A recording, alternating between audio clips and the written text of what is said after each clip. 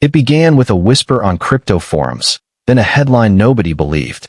Emergency Digital Asset Stabilization Act introduced to Congress. At first, it looked like another forgettable bill. But then came a single sentence buried in Section 12(b). The Secretary of the Treasury may require the temporary exchange of digital assets for U.S. central bank digital notes in the interest of national stability. Temporary exchange. Those two words detonated across the internet like dynamite. Bitcoiners called it the new Executive Order 6102. 92 years earlier, in 1933, President Franklin D. Roosevelt had signed an order forcing every American to hand over their gold.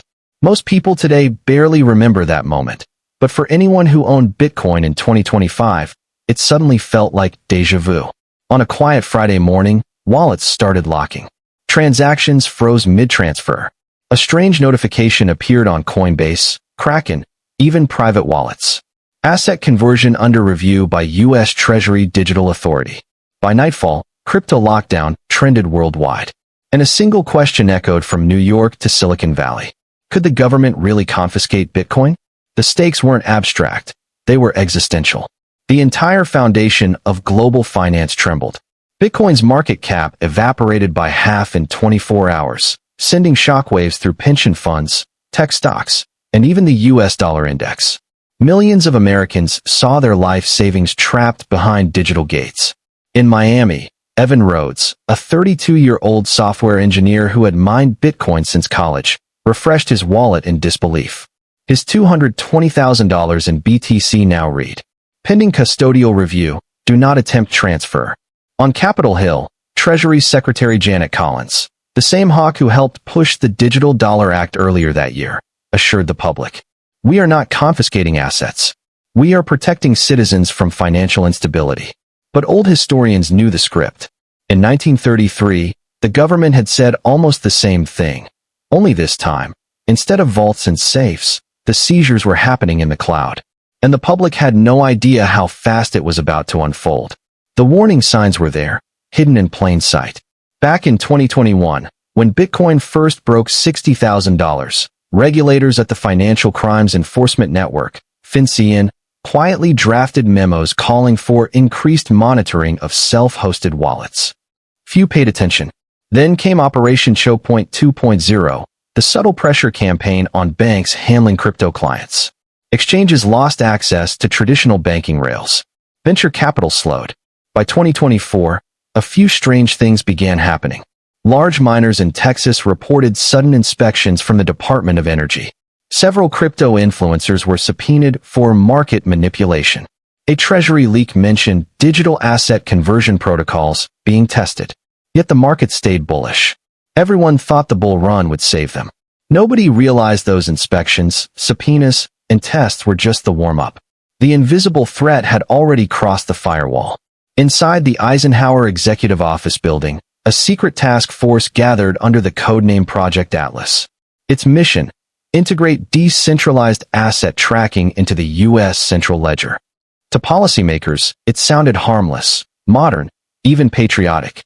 But to constitutional lawyers, it smelled like total control. Behind closed doors, FBI and Treasury officials debated how to identify non-compliant wallets. One suggested using AI pattern recognition. Another proposed mandatory KYC on blockchain nodes. Meanwhile, the president signed the Digital Dollar Expansion Amendment, empowering the Treasury to exchange private crypto assets for government-backed digital notes in the event of economic emergency. In Austin, Sarah Levin, a single mom and graphic designer, ran a small Etsy business accepting Bitcoin. Her wallet had just been frozen for irregular deposits. She called her bank. They referred her to a digital compliance office. No one answered. Her rent was due in 3 days. Two stories, one of power, one of survival, were on a collision course. And when they met, the freedom to own value itself would be on trial. Then came the illusion of victory. Under pressure from protests and collapsing crypto prices, the Treasury announced a voluntary exchange program. Citizens could swap Bitcoin for digital reserve notes, a CBDC pegged 1:1 to the dollar. Officials promised it was temporary. Markets rebounded slightly. News outlets declared the panic over.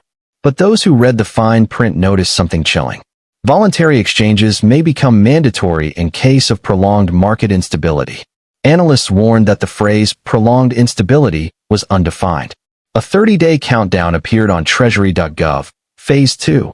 System integration. Tech insiders realized that Mint wallets would soon connect directly to the Fed's digital infrastructure. 30 days to compliance.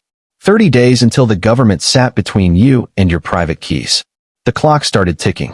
At the heart of the chaos stood Civitas Systems, a private cybersecurity firm contracted to assist in blockchain compliance. The same firm had helped build the digital dollar infrastructure a year earlier.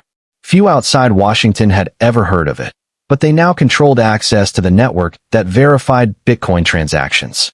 A leaked email from a Civitas engineer revealed the truth. We've built a kill switch for non-compliant nodes.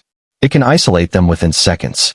Treasury officials justified it as national defense. They argued that rogue actors used crypto for terrorism and tax evasion. But the moral dilemma was stark. Could freedom survive a system that defined compliance however it pleased? In an emergency session, Senator Randall Pierce warned, "Once you can freeze code, you can freeze people." His words were dismissed as alarmism. But within weeks, they would sound prophetic. Day 29 of the countdown. Investigative journalist Rachel Kinsey, the same one who had exposed Operation Ledger Lock, published another bombshell on the Wall Street Ledger. Project Atlas True Purpose, mapping every private wallet.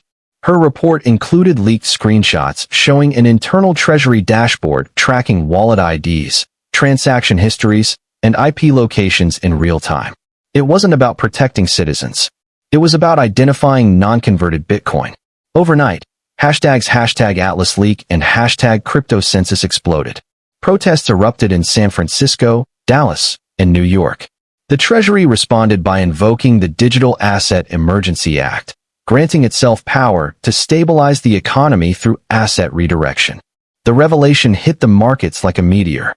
Exchanges halted withdrawals. Hardware wallet makers went offline after federal security advisories. And still, the government insisted. We are not confiscating assets. We are ensuring economic safety. Just like 1933, the human fallout was immediate. Sarah lost her Etsy shop after her wallet remained frozen for 45 days. Evan's savings vanished when his BTC was converted into digital reserve notes without consent. Miners across Texas watched their rigs go silent under new power rationing laws. Bitcoin's price cratered below $4,000. A generation that once believed in digital freedom now stood in digital handcuffs. In a viral live stream, Evan shouted through tears, "They took our code. They took our money. What's next? Our minds."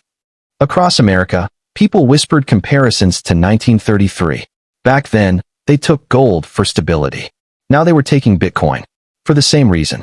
Then came the second shockwave. On March 8, 2025, anonymous files appeared on the decentralized network IPFS, titled Civitas Protocol version 4.1, Confidential. The leak revealed a stunning truth. The government hadn't been the only one watching. Civitas had created mirror nodes, duplicate ledgers recording every transaction in secret. These mirrors weren't stored in DC or New York. They were hosted on Amazon Web Services servers owned by private defense contractors. In other words, America's digital money wasn't even controlled entirely by the government. It was co-owned by corporations. The conversion program was more than regulation. It was nationalization disguised as cybersecurity. Within hours, whistleblowers vanished. Rachel Kinsey's social media went dark. And as the panic peaked, the president addressed the nation. We must move forward together toward a secure, compliant, digital future. By then, few still believed the word secure meant safe. By summer 2026, Bitcoin still existed, but underground. Small peer-to-peer networks traded off-grid, using encrypted hardware and mesh connections. They called it the second revolution. Evan built a node in his basement, powered by solar panels. Sarah helped run a digital barter group exchanging goods via QR codes invisible to government scanners. They weren't criminals, they were survivors of a financial purge. History had repeated itself. 1933, gold confiscated in the name of stability. 2025, Bitcoin converted in the name of security. Different century. Same playbook. As the credits of America's financial freedom rolled, Rachel's final leaked message resurfaced on the dark web. Freedom doesn't disappear overnight. It's traded, one convenience at a time. They said gold was too dangerous to hold in 1933. They say Bitcoin is too risky in 2025. But if history repeats itself, what will they come for in 2030? Comment your thoughts below and stay awake. Because the next financial revolution won't be televised. It'll be digitized.